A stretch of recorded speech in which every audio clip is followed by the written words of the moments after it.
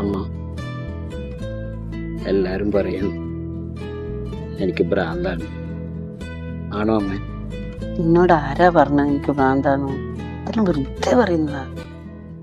അങ്ങനെയല്ല അമ്മ, എൻ്റെ ഫ്രണ്ട്സൊക്കെ പറയാ ഞാൻ അവരോട് കൂട്ടുകൂടുന്നില്ല, ഒറ്റയ്ക്കിരുന്ന് എന്തൊക്കെയോ പിച്ചും പേയും പറയാന്ന് അവർ പറയുന്നു.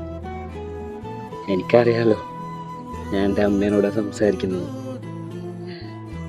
പലരും അങ്ങോട്ടും ഇങ്ങോട്ടും ഒരുപാട് തവണ പറയുന്നത് കേട്ടിട്ടുണ്ട്.